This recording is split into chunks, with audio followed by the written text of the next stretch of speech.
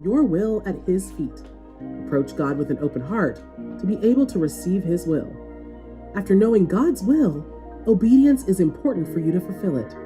Jonah had the will of God, but he ran away from it. He took a ship going to Tarshish instead of going to Nineveh to preach.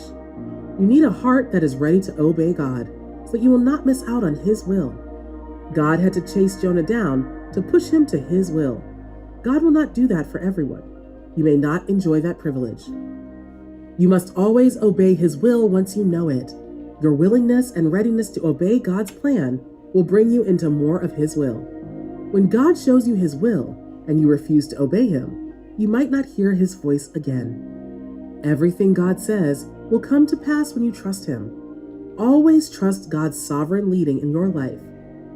Build up your faith without worry, fear, or personal desires so that you can start enjoying God's will.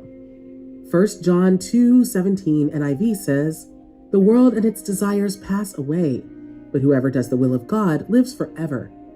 Doing the will of God will determine the quality of your life.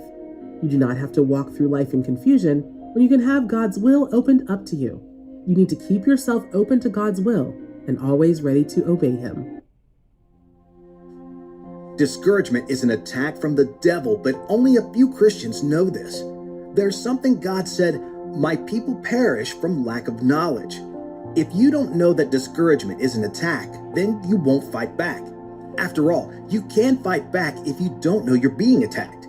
It's only after you recognize an attack that you'll put up your defenses. It's dangerous to stay in a state of discouragement. It kills the faith of a believer in exchange for spiritual lukewarmness. If you linger in it, you'll gradually lose your desire to seek God, and the devil is counting on this. You become lazy spiritually, and you can as well affect others' faith with it. Jesus doesn't want you to give in to discouragement.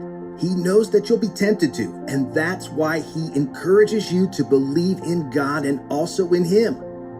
John chapter 14 verse 1 says, "Do not let your hearts be troubled. You believe in God. Believe also in me." The scripture above means that you should not allow your challenges to rule your heart. Instead, your faith in God and His promises should rule your heart. If you're feeling discouraged at the moment, I encourage you to not wallow in it. This is the right time to fight it before it chokes out your faith completely. This is the time for you to receive God's working power. In John chapter 16 verse 33, Jesus tells us, "I have told you these things so that in me you will have peace. In this world you will have trouble, but take heart.